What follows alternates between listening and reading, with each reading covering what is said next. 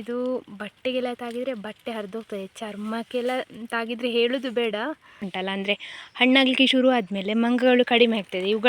ಇದನ್ನೇ ತಿನ್ನಲಿಕ್ಕೆ ಬರೋದು. ಖುಷಿ ಆಗ್ತದೆ ಅವರಿಗೆ, ತಂಪಾಗ್ತದಲ್ಲ ಈಗ ಸೆಕೆಗೆ. ಅವರಿಗೆ ಮೇಯುವುದಕ್ಕಿಂತ ಜಾಸ್ತಿ ನೀರಲ್ಲಿ ನಿಲ್ಲಬೇಕು ಅಷ್ಟೇ.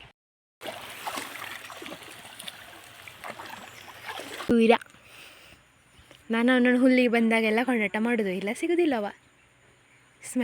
ಜೀರಿಗೆ ಮೆಣಸು ಕೊಯ್ದಿದ್ದೆಲ್ಲ ನೋಡಿ, ಇಷ್ಟು ಸಿಕ್ಕಿತ್ತು ನನಗೆ, ಒಂದು ಬೌಲ್ ಅಷ್ಟು.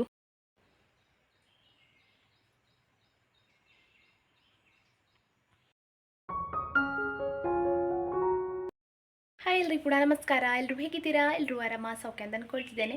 ನಾನು ನಿಮ್ಮ ಅನುಷಾ ಕೃಷ್ಣ ನಾಯಕ್. ಹಾಗೆ ನನ್ನ ಚಾನಲನ್ನು ನೀವು ಮೊದಲ ಸರಿ ನೋಡ್ತಿದ್ದೀರಾ ಅಂದರೆ ಪ್ಲೀಸ್ ಸಬ್ಸ್ಕ್ರೈಬ್ ಮಾಡಿ, ಅಲ್ಲೇ ಇರೋ ಬೆಲ್ ಐಕಾನ್ ಒತ್ತಿ. ಹಾಗೆ ನಿಮ್ಮ ಫ್ಯಾಮಿಲಿ ಫ್ರೆಂಡ್ಸೊಟ್ಟಿಗೆ ಶೇರ್ ಮಾಡೋದನ್ನು ಕೂಡ ಮರಿಬೇಡಿ. ಇವತ್ತಿನ ಬ್ಲಾಗ್ ಸ್ಟಾರ್ಟ್ ಮಾಡುವ. Let's go. ಫೆಬ್ರವರಿ 21ಕ್ಕೆ ಯಾರ್ದೆಲ್ಲ ಬರ್ತ್ಡೇ ಉಂಟು ನಿಮಗೆಲ್ಲರೂ ಕೂಡ ಹ್ಯಾಪಿ ಬರ್ತ್ಡೇ, ಹುಟ್ಟುಹಬ್ಬದ ಹಾರ್ದಿಕ ಶುಭಾಶಯಗಳು. ಯಾವಾಗಲೂ ಖುಷಿಯಾಗಿ ನಗ್ತಾ ಇರಿ. ಹಾಗೆ ಫೆಬ್ರವರಿ 21ಕ್ಕೆ ಯಾರ್ದೆಲ್ಲ ಬರ್ತ್ಡೇ ಉಂಟು ಅವರಿಗೆ ಈ ವ್ಲಾಗನ್ನು ಶೇರ್ ಮಾಡಿ ಹ್ಯಾಪಿ ಬರ್ತ್ಡೇ ಹೇಳೋದನ್ನು ಮರಿಬೇಡಿ. ನಾನು ಇವರನ್ನು ಬದಲಿಸುವ ಅಂತ ಬಂದೆ. ಚಿಕ್ಕವಳನ್ನು ಮಾತ್ರ ಕಟ್ಟಿದ್ದು, ಅಮ್ಮನ ಬಿಟ್ಟಿದ್ದೇನೆ ನಾನು. ಮಧ್ಯಾಹ್ನ 1 ಗಂಟೆ ತನಕ ಬಿಡೋದು, ಆಮೇಲೆ ಅವಳನ್ನು ಕಟ್ಟೋದು.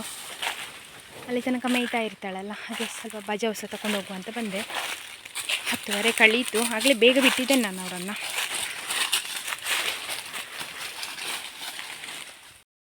ಇದು ನೋಡಿ ಬೆತ್ತ, ಕಾಡಲ್ಲಿ ಹೀಗೆ ಕಾಣ್ತಾ ಇದ್ದರೆ ಮುಂಚೆ ಚಿಕ್ಕರುವಾಗ ನಾವು ಅಂದ್ಕೊಳ್ಳೋದು ಕಾಡಲ್ಲಿ ಯಾರು ಅಡಿಕೆ ಗಿಡ ನೆಡೋದು, ಇಲ್ಲ ಅಂತ ಹೇಳಿದರೆ ಇದು ಎತ್ತರದಲ್ಲಿ ಹೀಗೆ ಕಾಣ್ತಿರ್ತದಲ್ಲ, ದೂರದಿಂದ ನೋಡಲಿಕ್ಕೆ ನನಗೆ ಹಾಗೆ ಅನಿಸೋದಲ್ಲ. ಮತ್ತು ದೊಡ್ಡದಾಗ್ತಾ ಗೊತ್ತಾಯ್ತದೆ ಬೆತ್ತ ಅಂತ ಹೇಳಿ. ಅಂದರೆ ಪ್ರೈಮರಿ ಅಂಗನವಾಡಿಗೆಲ್ಲ ಹೋಗುವಾಗ ಇದರಲ್ಲಿ ಒಂದು ಮುಳ್ಳಿರ್ತದೆ ನೋಡಿ, ತುಂಬ ಶಾರ್ಪ್ ಆಯಿತಾ. ಇದು ಬಟ್ಟೆಗೆಲ್ಲ ತಾಗಿದರೆ ಬಟ್ಟೆ ಹರಿದೋಗ್ತದೆ, ಚರ್ಮಕ್ಕೆಲ್ಲ ತಾಗಿದರೆ ಹೇಳೋದು ಬೇಡ. ಅಂದರೆ ಅಷ್ಟು ದೊಡ್ಡ ಗಾಯ ಆಗ್ತದೆ. ಅದಕ್ಕೆ ಜಾಗ್ರತೆಯಲ್ಲಿ ನೋಡ್ಕೊಂಡು ಹೋಗಬೇಕು. ಇದು ಮುಳ್ಳುಂಟಲ್ಲ ಎಲ್ಲ ಕಡೆ ಕೂಡ ಹರಡಿಕೊಂಡಿರ್ತದೆ. ಇದು ಗಾಳಿಗೆ ಬಿದ್ದದ್ದು. ಇನ್ನು ಕೆಲವೆಂತ ಗೊತ್ತುಂಟ, ಹೀಗೆ ಬಗ್ಗಿರ್ತದೆ ಅಂತ. ಹಾಗೆ ರಾಶಿ ಮಾಡ್ತಾ ಇದ್ದೆ. ನನಗೆ ಒಂದು ನೋಡಿ ಕಾಯಿ ಸಿಕ್ಕಿದ್ದು. ಈಗ ಕಾಯಾಗಲಿ ಶುರುವಾಗಿದೆ. ಇದು ಹಲಸಿನ ಹಣ್ಣಲ್ಲ, ಹೆಬ್ಬಲಸು ಅಂತ ಹೇಳ್ತೇವಲ್ಲ ಅದರದ್ದು ಕಾಯಿ. ಹಲಸಿನ ಹಣ್ಣಿನ ಹಾಗೆ ರುಚಿ. ಇನ್ನು ಇದರದ್ದು ಸೀಸನ್ ಶುರು ಆದರೆ ಉಂಟಲ್ಲ, ಅಂದರೆ ಹಣ್ಣಾಗಲಿಕ್ಕೆ ಶುರು ಆದಮೇಲೆ ಮಂಗಗಳು ಕಡಿಮೆ ಆಗ್ತದೆ. ಇದನ್ನೇ ತಿನ್ನಲಿಕ್ಕೆ ಬರೋದು. ಇವಳಿಗೆ ಮಂಗುಗವರಿಗೆ ಕಾಣಲಿಲ್ಲ, ಇಲ್ಲಂತ ಹೇಳಿದ್ರೆ ಈ ಮರದ ಕೆಳಗೆ ಇರ್ತಾಳೆ. ಇದು ದೊಡ್ಡದೊಂದು ಮರ ಉಂಟಲ್ಲ, ಅದು ಅದರದ್ದೇ. ಇದರದ್ದು ಸೀಸನ್ ಇರುವಾಗ ಉಂಟಲ್ಲ, ಮಂಗಗಳು ತಿಂದು ಹಾಕಿರ್ತದೆ ಕೆಳಗಡೆ, ಹಣ್ಣಾಗಿ ಕೂಡ ಬಿದ್ದಿರ್ತದೆ. ದನಗಳು ಇಲ್ಲಿಗೆ ಓಡಿ ಬರೋದು ತಿನ್ನಲಿಕ್ಕೆ. ಒಂದು ಗೋಣಿ ಬಜವಾಯಿತು.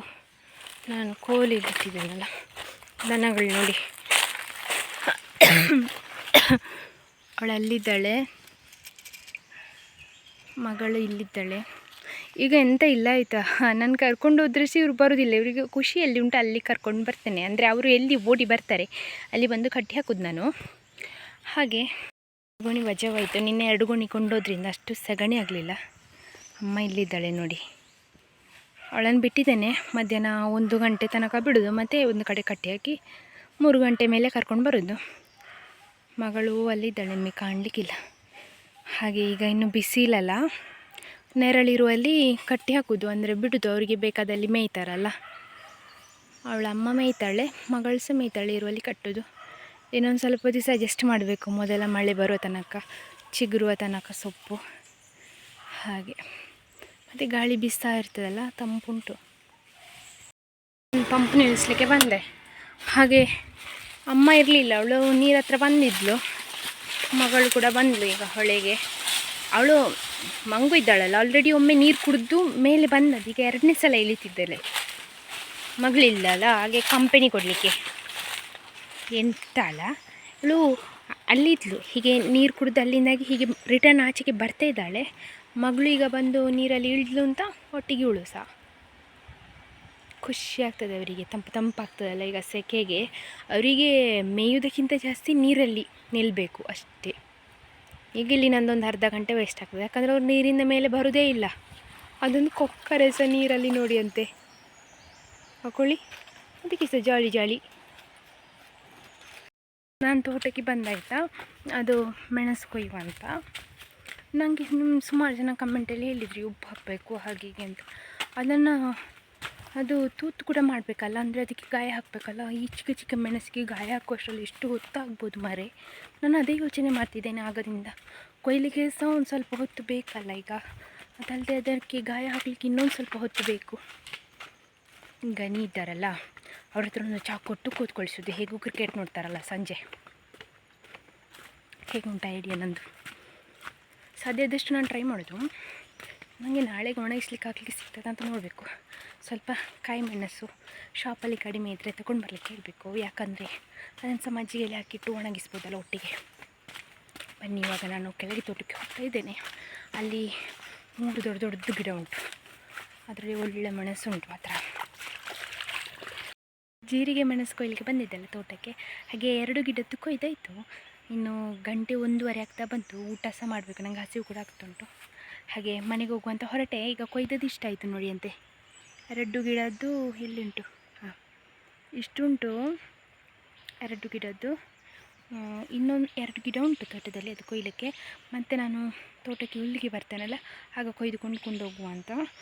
ನನಗೆ ಅದೇ ಯೋಚನೆ ಅಂತ ಗೊತ್ತುಂಟು. ಈಗ ಕೊಯ್ಯುವಾಗ ಸಹ ಅದೇ ಯೋಚನೆ, ಇನ್ನೂ ಗಾಯ ಹಾಕಿ ಹೇಗಪ್ಪ ನಾನು ಹಾಕಿಡಲಿ ಅಂತ. ಕೊಯ್ಲಿಗೆ ಕೊಯ್ದೆ, ಇನ್ನು ಇದಕ್ಕೆ ಗಾಯ ಹಾಕಬೇಕಲ್ಲ. ಇಷ್ಟುಂಟು. ಬೇರೆ ಏನಾದರೂ ಐಡಿಯಾ ಉಂಟಾ ನಿಮ್ಮ ಹತ್ರ? ನಾನು ಅಷ್ಟೊತ್ತಾಗೋ ಇದನ್ನು ಮಜ್ಜಿಗೆಯಲ್ಲಿ ಹಾಕಿರ್ತೇನೆ ಅಂತ ನಿಮ್ಮ ಐಡಿಯಾ ಬರುವಾಗ.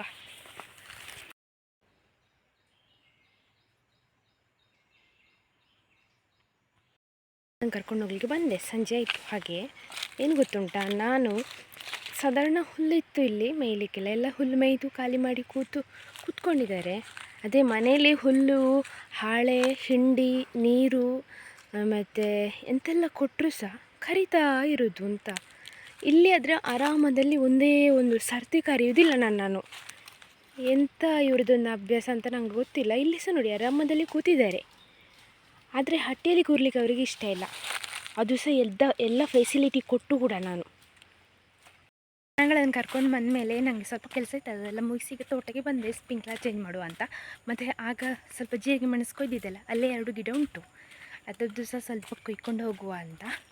ಮತ್ತು ಇವತ್ತು ಅಲ್ಲಿ ಮಾರ್ಕೆಟಿಂದ ಬರುವಾಗ ಇವ್ರ ಹತ್ರ ಸ್ವಲ್ಪ ಮೆಣಸು ತಗೊಂಡು ಬರಲಿಕ್ಕೆ ಹೇಳಿದ್ದೇನೆ. ಯಾಕಂದರೆ ಮಜ್ಜಿಗೆ ಸುಮಾರು ಉಂಟು ಮಾರಿ, ಒಂದು 3 ಲೀಟ್ರಷ್ಟು ಉಂಟು ಮಜ್ಜಿಗೆ. ಅದಕ್ಕೋಸ್ಕರ ನೋಡುವ ಹೇಗಾಗ್ತದೆ ಅಂತ. ಇವತ್ತು ರಾತ್ರಿ ನೆನೆಸಿಟ್ಟು ನಾಳೆ ಹಾಕಿದ್ರೆ ಆಗ್ತದಲ್ಲ. ನಾಳೆ ಬೆಳಿಗ್ಗೆ ಒಣಗಿಸಿ ಒಂದು 4 ದಿವಸ ಒಣಗಿಸಿದ್ರೆ ಸಾಕು ಅಂತ ಅಂದ್ಕೊಳ್ತೇನೆ. ನೋಡು, ಅದು ಪರ ಆಗುವಾಗ ನಮಗೆ ಗೊತ್ತಾಗ್ತದಲ್ಲ. ನೋಡಿ, ಕೂತ್ಕೊಂಡಿದ್ದು ಹುಲ್ಲಿನ ಮಧ್ಯೆ. ಎಂತ ಮಾಡೋದು ಕೂರ? ಎಂತ ಮಾಡೋದು? ಚೊಬ್ಬಂಟಿ ಕೂರಿಂಚಿ ಶುಬ್ಬನ ಈಗಾದರೂ ಸಿಗ್ತಾನೆ ಒಬ್ಬನೇ ಇರುವಾಗ. ಅದೇ ಟಿಂಕಿ ಒಟ್ಟಿಗೆ ಇದ್ದರೆ ಉಂಟಲ್ಲ, ಇವಾಗ ಕೈಗೆ ಸಿಗೋದಿಲ್ಲ. ಒಂದು ಸ್ವಲ್ಪ ಹೀಗೆ ಮಾಡುವ ಅಂತ ಹೇಳಿದ್ರು ಕೈಗೆ ಸಿಗೋದಿಲ್ಲ. ಕೂರ ನಾನು ಅವನನ್ನು ಹುಲ್ಲಿಗೆ ಬಂದಾಗೆಲ್ಲ ಕೊಂಡಾಟ ಮಾಡೋದು, ಇಲ್ಲ ಸಿಗೋದಿಲ್ಲ ಅವ. ಸ್ಮೈಲ್ ನೋಡಿ ಅವನದ್ದು. ಕೂರ ಹೈ. ಇಷ್ಟು ಸಿಕ್ಕಿತು ಜೀರಿಗೆ ಮೆಣಸು. ನಾನು ಸುಮಾರು ಉಂಟು ಅಂತ ಎನಿಸಿದ್ದೆ ಮಾರೆ, ಅದರಲ್ಲಿ ಇಷ್ಟೇ ಇದ್ದದ್ದು ಸಾಕು. ಮತ್ತು ಕತ್ಲು ಕೂಡ ಆಯ್ತು, ಇನ್ನು ಹೋಗುವ ಮನೆಗಲ್ಲ, ಸ್ಪ್ರಿಂಕ್ಲರ್ ಒಂದು ಚೇಂಜ್ ಮಾಡಿ ಮನೆಗೆ ಹೋಗಬೇಕು. ಜೀರಿಗೆ ಮೆಣಸು ಕೊಯ್ದಿದ್ದೆಲ್ಲ ನೋಡಿ, ಇಷ್ಟು ಸಿಕ್ಕಿತ್ತು ನನಗೆ, 1 ಬೌಲಷ್ಟು. ಇದಿನ್ನು ಒಣಗಿ ಆದಮೇಲೆ ಒಂದು ಹಿಡಿಯಷ್ಟು ಆಗ್ತದೆ ಅಷ್ಟೇ ಅಲ್ಲ. ಹೀಗೆ ಇದು ನನಗೆ ಸಾದದಷ್ಟು ತೂತು ಮಾಡಬೇಕು, ಇಲ್ಲಾದರೆ ಹಾಗೆ ಮಜ್ಜಿಗೆಯಲ್ಲಿ ಹಾಕಿಡ್ಬೇಕಷ್ಟೇ. ನೋಡುವ ಗಣಿ ಎಂತ ಹೇಳ್ತಾರೆ ಅಂತ ಹೇಳಿ. ಇಷ್ಟು ನಮಗೆ ಮಧ್ಯರಾತ್ರಿ ತನಕ ಆದೀತು ತೂತು ತೆಗಲಿಕ್ಕೇನೆ ಇದರದ್ದು. ಹಾಕಿಟ್ಟಿದ್ದೇನೆ ನಾನು ಉಂಟಲ್ಲ, ಇದು ಹಾಳೆಯನ್ನು ತೊಳೆದು ಅದರ ಶೇಪಿಗೆ ಕಟ್ ಮಾಡಿ ಕಲ್ಲಿಟ್ಟಿದ್ದೇನೆ. ಅದು ನೆನಿಲಿಕ್ಕೆ, ಇಲ್ಲದ್ರೆಲ್ಲ ಮೇಲೆ ಬರ್ತಾಯಿತ್ತು. ಹಾಗೆ ಇಟ್ಟರೆ ತೊಂದರೆ ಇಲ್ಲ ಅಂತ ಅಂದ್ಕೊಳ್ತೇನೆ. ಎಲ್ಲ ಸಹ ತೂತು ಮಾಡಿ ಆಗೋಷ್ಟರಲ್ಲಿ ಸುಮಾರು ಹೊತ್ತಾಯ್ತಾಯ್ತಾ. ಇದು ಮಜ್ಜಿಗೆಯಲ್ಲಿ ಇಟ್ಟಿದ್ದೇನೆ, ಇನ್ನು ನಾಳೆ ಬೆಳಿಗ್ಗೆ ಇದನ್ನು ಒಣಗಿಸ್ಲಿಕ್ಕೆ ಹಾಕೋದು ಕೋಣಿಯಲ್ಲಿ. ಇವರು ಕೂಡ ಸ್ವಲ್ಪ ಇಂಥದ್ದು ಮೆಣಸು ತಂದಿದ್ದು, ಹಾಗೆ ಅದನ್ನು ಕೂಡ ಹಾಕಿದ್ದೇನೆ ಇದರಲ್ಲಿ. ಮಜ್ಜಿಗೆ ಸುಮಾರಿತ್ತು, ಹಾಗೆ ನೋಡಿ ಬೌಲಲ್ಲಿ ಪೂರ್ತಿ ಉಂಟು ಮಜ್ಜಿಗೆ. ಇವತ್ತಿನ ಬ್ಲಾಗಲ್ಲಿಗೆ ಏನು ಮಾಡುವ, ಇಷ್ಟ ಆಗಿದ್ದರೆ ಲೈಕ್ ಮಾಡಿ, ಶೇರ್ ಮಾಡಿ, ಕಮೆಂಟ್ ಮಾಡಿ. ಚಾನಲ್ಗೆ ಸೂಪರ್ ಆಗಿದ್ದರೆ ಸಬ್ಸ್ಕ್ರೈಬ್ ಮಾಡಿ, ಅಲ್ಲಿರೋ ಬೆಲ್ಲೈಕನ್ ಒತ್ತಿ. ಹಾಗೆ ನಿಮ್ಮ ಫ್ಯಾಮಿಲಿ ಫ್ರೆಂಡ್ಸ್ ಒಟ್ಟಿಗೆ ಶೇರ್ ಮಾಡೋದನ್ನು ಕೂಡ ಮರಿಬೇಡಿ. ಇನ್ಸ್ಟಾಗ್ರಾಮಲ್ಲಿ ಫಾಲೋ ಮಾಡಲಿಲ್ಲದ್ರೆ @ಅನುಷಾ ಕೃಷ್ಣ ನಾಯಕ್ ಅಂತ ಉಂಟು, ಅದನ್ನೆಲ್ಲ ಡಿಸ್ಕ್ರಿಪ್ಷನಲ್ಲಿ ಲಿಂಕ್ ಹಾಕಿದ್ದೀನಿ. ನನ್ನ FB ಆಗಿರ್ಬೋದು, ಇನ್ಸ್ಟಾಗ್ರಾಮ್ ಆಗಿರ್ಬೋದು, ವಾಟ್ಸಪ್ ಚಾನಲ್ ಆಗಿರ್ಬೋದು. ಸಾಧ್ಯ ಅದನ್ನೆಲ್ಲ ಕೂಡ ಫಾಲೋ ಮಾಡಿ. ಮತ್ತೆ ಸಿಗುವ. ಬಾಯ್ ಬಾಯ್, ಟೇಕ್ ಕೇರ್.